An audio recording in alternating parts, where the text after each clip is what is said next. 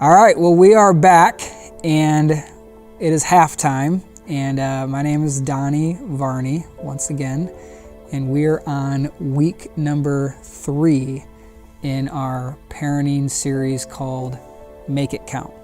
And so week 1, we talked about what it means to make it count, having a healthy awareness of time, and week 2, we talked about the idea of make it often, which is creating a culture of resolve, which ultimately should lead to routines.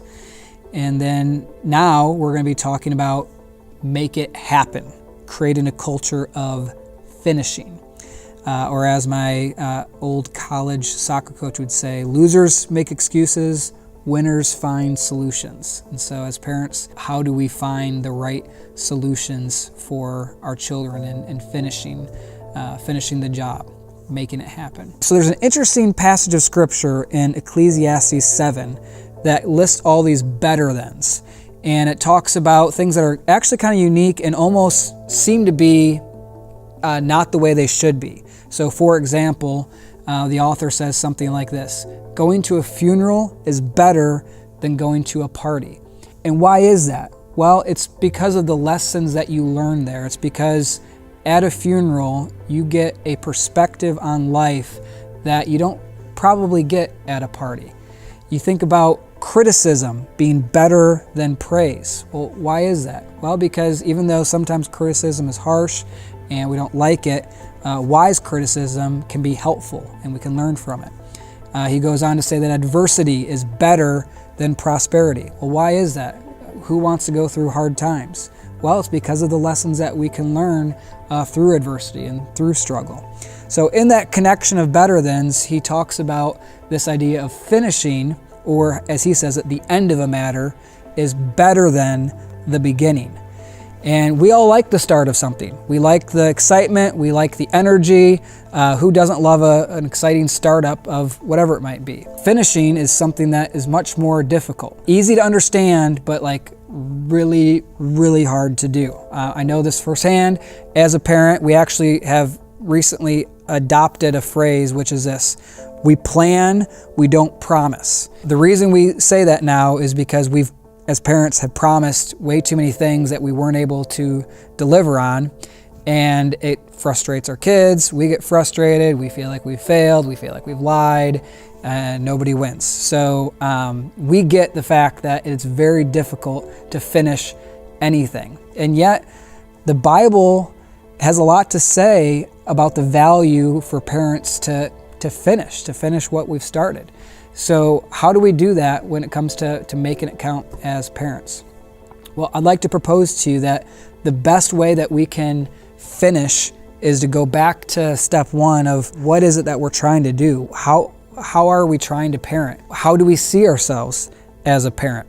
Have you ever thought about that? How do you see yourself as a parent? Seems like maybe a simple question that maybe gets overlooked, but there's at least 3 ways that we tend to see ourselves as a parent: ownership, craftsmanship, and a relationship.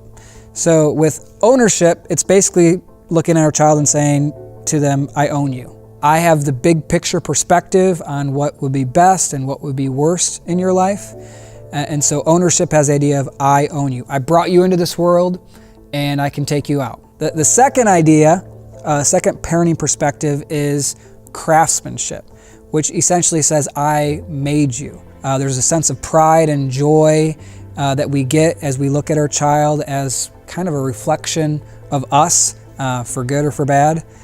And that's the idea of craftsmanship, that I made you. Then the third is this idea of a relationship, which essentially is saying I love you and I want to have a relationship with you. The truth is, though, that I think all 3 of them fall short of how we should view our parenting. I think stewardship is really where our parenting should fall under, because the reality is we've been entrusted with our children. There's actually somebody who knows our children better than we do. There's actually someone who made our children. There's actually someone else who created our children, that owns them, who loves them, who wants to have a relationship with them, and that's God. And He's done it better than we ever could imagine. And God has entrusted us as parents to have no better calling, no better purpose on earth than to be a reflection of His heart and His mind as we parent our children and love them and give them a sense of belonging and hope with our relationship with them. And so something to think about as we look at, make what happen. How we answer that question really has to do with how we parent with our children. So as we think about finishing and as we wrap up this conversation here today, realize this, that finishing over time is going to create and communicate our priorities for parenting.